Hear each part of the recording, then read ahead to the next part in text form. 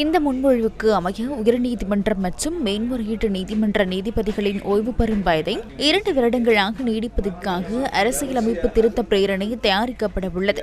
ஏனைய நீதிமன்ற நீதிபதிகளின் ஓய்வு பெறும் வயதை நீடிப்பதற்காக நீதிமன்றங்கள் கட்டமைப்பு சட்டத்தை திருத்துவதற்கு அமைச்சரவை அனுமதி கிடைத்துள்ளது. அதற்குரிய வரைவுகளை தயாரிப்பதற்காக சட்ட வரைஞருக்கு அனுப்புவதற்கும் அதனைத் தொடர்ந்து சட்டமா அதிபரின் அனுமதிக்காக அனுப்புவதற்கும் அமைச்சரவை ஒப்புதல் அளித்துள்ளது.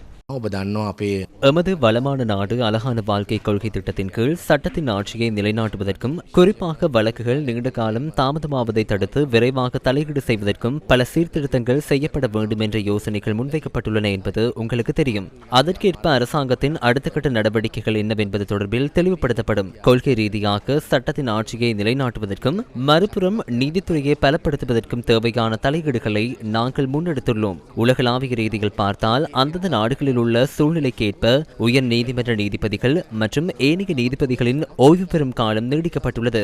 எனவே இதன் மூலம் எம்மால் மிகவும் நல்லதொரு தீர்வை எட்ட முடியும் என நம்புகின்றோம். இது குறித்து நிச்சயமாக மக்களுக்கு தெளிவுபடுத்தப்படும். இந்த அமைச்சரவை தீர்மானத்துடன் தொடர்புடைய மேலதிக விவரங்களை ஊடகங்கள் வாயிலாக நீங்கள் அறிந்து கொள்ள முடியும்.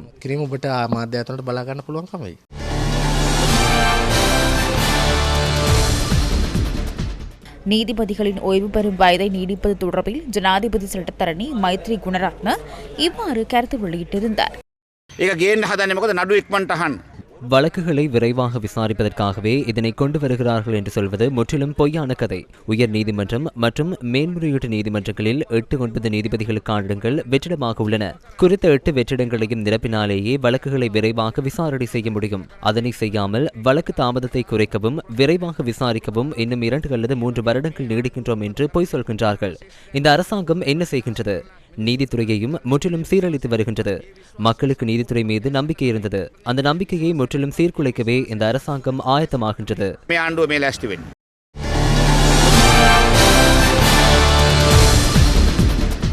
நீதித்துறை வலுவடைவதைக் கண்டு அஞ்சும் ஒரு குழுவினர் தற்போது ஓர் அணியில் செயற்பட்டு வருவதாக அமைச்சர் டாக்டர் தம்மிக பட்டபந்தி தெரிவித்துள்ளார். மேலோட்டமாக பார்த்தாலே உங்களுக்கு புரியும். இதில் ஒன்று திரண்டிருப்பவர்கள் சந்தேக நபர்களும் பிணையில் உள்ளவர்களுமே. இதிலிருந்தே இந்த ஒன்றிணைப்பின் நோக்கம் தெளிவாகின்றது.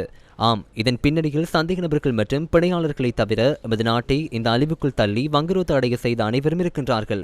எனவே நீதித்துறை வெற்றிகரமாக இயங்கினால், நீதித்துறையில் உள்ள குறைபாடுகள் நிவர்த்தி செய்யப்பட்டால், நீதித்துறை வலுப்பெற்றால் அவர்கள் அஞ்சத்தான் வேண்டும். அந்த அச்சத்தையே அவர்கள் இவ்வாறு வெளிப்படுத்துகின்றார்கள்.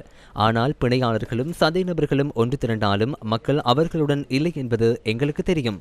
மக்களால் அவர்களுடன் ஒன்றிணைய முடியாமல் போயுள்ளது.